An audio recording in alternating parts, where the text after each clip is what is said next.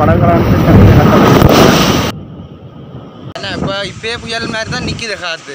அலை கூட அடிக்குது, காத்து கூட. நாட்டில் தொடர் மழை ஆரம்பம். இன்னும் மழையில் நனைவது ஏன்? பெண்களே உங்களுக்காக, பெண்களுக்கு ஏற்ற வகையில் பிரத்யேகமாக தயாரிக்கப்பட்ட மழை அங்கி. எங்களிடம் மாத்திரமே மிக சொற்ப கையிருப்புகள் உங்கள் வீடுகளுக்கு விரைவாக விநியோகிக்கப்படும். தொடர்புகளுக்கு 0779140072. வணக்கம். குறிப்பாக இலங்கையில் பல்வேறு பகுதிகளிலும் மழை வீழ்ச்சி பதிவாகி கொண்டுள்ளது. குறிப்பாக யாழ் மாவட்டத்திலே நேற்றிரவு முதல் கனத்த மழை பெய்து வருகின்றது. அதனை விட வடமாகாணத்தில் 100 மில்லிமீட்டருக்கும் அதிகமான மழை வீழ்ச்சி இந்த தினம் பதிவாகக்கூடும் என சொல்லப்படுகின்றது. நான் தற்போது பருத்தித்துறை முனை கடற்பகுதியில் நிற்கின்றேன். நீங்கள் பார்க்கின்ற போது இங்கே தெரிகின்றது கடல் அலையானது அதாவது அலை மிகுந்த அகோரத்துடன் அடித்து வருவதை நாங்கள் காணக்கூடியதாக இருக்கின்றது. தொடர்ச்சியாக யாழ் மாவட்டத்தை பொறுத்தவரையில் தற்போது பார்க்கின்றோம் மழையுடன் கூடிய வானிலை காணப்படுகின்றது. தொடர்ச்சியாக ஆங்காங்கே கனத்த மழை பெய்து வருகின்றது.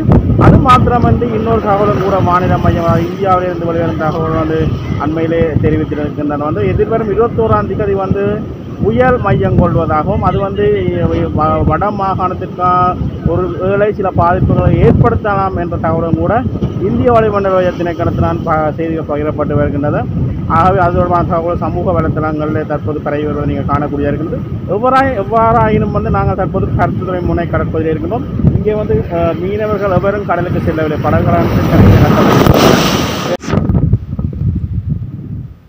நான் நிற்கின்ற இந்த முனை கடற்பகுதி எனக்கு மேலாக அலை அடித்து நீங்கள் காணக்கூடிய எனக்கு மேலாக சுமார் நான் 8-10-15 அடிக்கு அலையினுடைய வகூரம் கொண்டிருக்கின்றது. தண்ணி மேலாலை பட்டதை நீங்கள் காணக்கூடிய இருக்கின்ற நேரலையில்.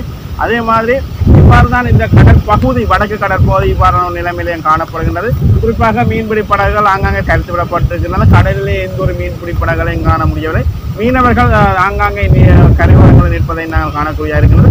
அது மாத்திரமல்ல இந்த பருத்தித்துறை கடற்பகுதியை அதாவது இந்த கடல் அலையை அந்த இயற்கையின் வகூரத்தினை பார்ப்பதற்காக மக்கள் இங்கே பார்வையிடுவதையும் கூட நாங்கள் காணக்கூடிய இருக்கின்றது. நாங்கள் இப்போது இங்கே இந்த இடத்துல நிற்கின்ற போது இப்போது நேரம் காலை முற்பகல் 10:30 மணி. ஆகவே இவ்வாறான நிலை தான் இப்போது காணப்படுகின்றது.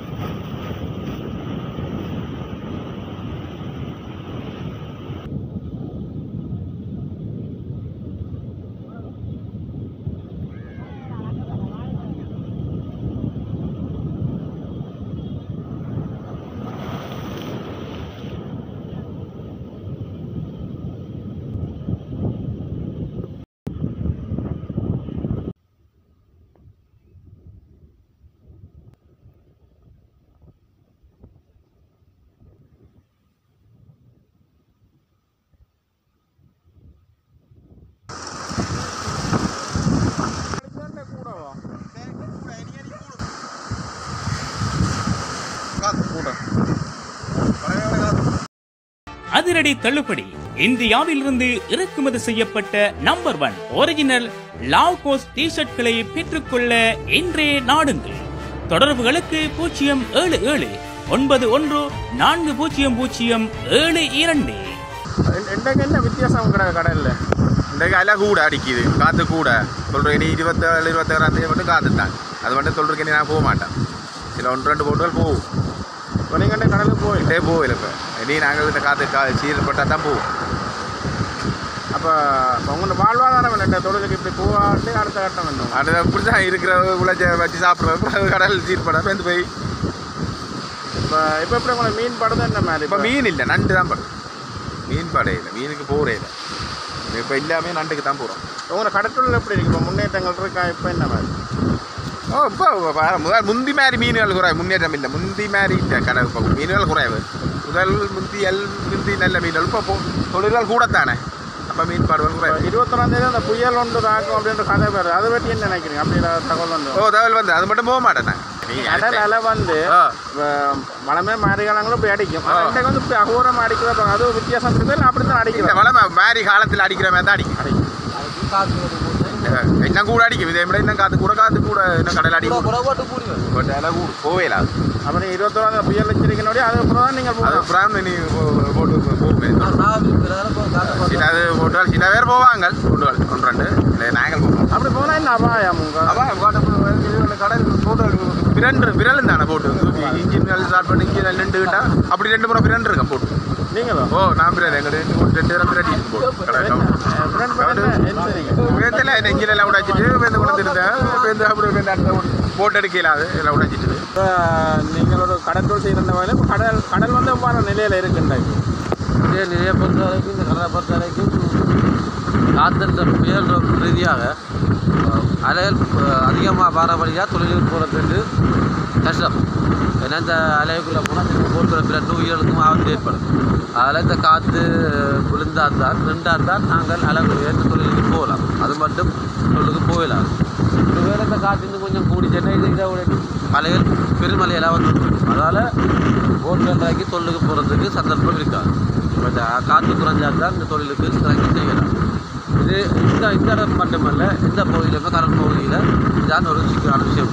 மற்றபடி தொழிலுக்கு போகிறது எந்த பிரச்சனையும் இல்லை. இதோட வந்து கடற்றோடு திணைக்கணும். கடலில் போனால் உங்களுக்கு அரை கொடுத்தால் விழுந்ததா இல்லை நீங்கள் சுத்தமாக போகிறீங்க? இது காற்று புயல் அப்படி எதுவும் என்று சொன்னால் கடல் எச்சரிக்கைன்னு சொல்கிறது. அந்த எச்சரிக்கை வந்து கடவுள் அமைச்சர் ரீதியாக எங்களுக்கு அறிவித்தல் சங்கம் மூலமாக அறிவித்தல் வந்துருக்கு. சங்கம் எங்களுக்கு போட்டில் பிளாக் போட்டு எழுதி போட்டு அறிவித்தல் சொல்லி அதை நாங்கள் கேட்டு அந்த தொழிலுக்கு போக மாட்டோம். அப்படி போய் போய் நடந்தால் கூட அந்த சங்கமோ கடல் அமைச்சரோ அதுக்கு பொறுப்பு இல்லை. ஏன்னா அவையில் அறிவித்தல் கொடுத்து நாங்கள் அதை மீறி போனால் நாங்கள் அவையில் குற்றம் சொல்லி எந்த பலனும் இல்லை. ஏன்னா அவையில் எங்களை பாதுகாப்பாக்காது அவையை சொல்லுங்க, அவைய பாதுகாப்பு அவைய சொல்லுங்க. நாங்கள் நின்றால் தான் ஒரு கடல் ரீதியாக ஒரு 4 நாள் தொழில் போராட்டி கடல் ரீதியாக மக்கள் பாதிக்கப்படுவார்கள். மதிய உணவை வந்து அவர்களுக்கு சரியாக கஷ்டப்படுவாங்க. அப்போ அதுக்கு நேரத்தில் கடல் அமைச்சர் மூலமாக சில உதவிகளும் செய்யணும். அதாவது உதவி வந்து கடல் அமைச்சர் சங்கம் மூலமாக தான் அந்த அங்கே தொழில் பல வேறுண்டு லிஸ்ட் எடுத்து அந்த உதவி செய்யணும். இப்போ அவைய சொல்ல நாங்கள் மீறி போய் நடந்தால் அதை பற்றி நாளைக்கு நாங்கள் சங்கத்தையோ சமாசத்தையோ மற்றது எங்கள் கடல் அமைச்சர் நாங்கள் தப்பு சொல்கிறதா தவறானது. இப்போ எதிர்வரும் 21ஆம் தேதி வந்து புயல் ஒன்று அடிக்கும், வடமாகாணத்துக்கும் அதை தாக்க வேண்டியது இது பற்றி நீங்கள் அறிஞ்சிருக்கிறீங்களா? இது எங்களுக்கு அறிவித்தா தந்துட்டீங்க. அப்போ நாங்கள் அதை பார்த்து தான் நாங்களும் முறங்குவோம். ஒரு வேளை வரலாம், சில நேரத்தில் புயல்னு சொல்லி வராமையும் போகலாம்.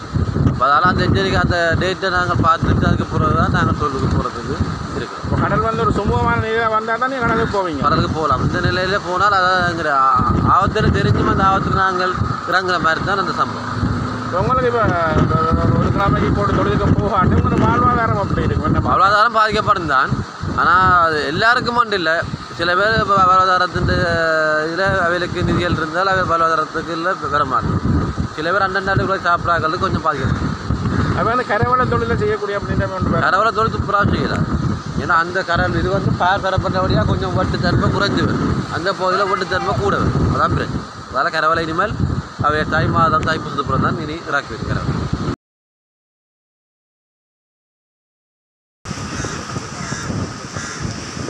ஏன்னா வளமையை விட இப்போ காற்று கொஞ்சம் கூட இப்போ 21 மட்டும் போக வேண்டாமட்டு நியூஸில் போட்டு கிடக்கு. இப்போ போட்டுகள் எல்லாம் மேலே மணி போயில அதோட ஒரு கிழமை இன்றைக்கு 10 நாளைக்கு தொழிலுக்கு 21 எல்லாம் 18 ஒரு 5 நாளைக்கு தொழிலுக்கு போயில அது. இப்போ எதிர்வரும் 21 வந்து புயல் ஒன்று தாக்கும் அப்படின்னு ஒரு எச்சரிக்கை விட்டுருக்கு. இதை பற்றி என்ன நினைக்கிறீங்க நீங்கள்? என்ன மாதிரி அப்படி என்ன இப்போயே புயல் மாதிரி தான் நிற்கிது காற்று. இப்போ சொல்லிக்கிறாங்க நியூஸில் போயிடலான்னு மேலே கடலுக்கு போயிடலாம். இப்போ நாங்கள் கொஞ்சம் மாதிரி அபாயம் மட்டும் போட்டு கிடக்கு. நாங்கள் இப்போ காற்றை பார்த்துட்டு போட்டெல்லாம் மேலே எடுத்துட்டோம். இப்போ சில கூட நியூஸில் இப்போ இன்றைக்கு 2 நாள் நாங்கள் போயிட்டு வந்துவிடுவோம். விலையிலெல்லாம் ஏற்றினபடியாக தான் நிற்கிது போட்டுகள். போக மாட்டோம். இப்போ நண்டு கொஞ்சம் படுது தானே. இப்போ நண்டு தொல்லுக்கு போகிறோம். எல்லாமே பார்க்க சரி அலையா கிடக்கு உங்களுக்கு போகுது. இல்லை இப்போ எங்களுக்கு இப்போ இந்த சீருக்கு போகலாம். இப்போ காற்று புயலன்றாங்க. அதனால் போகாமல் நிற்கிறோம்.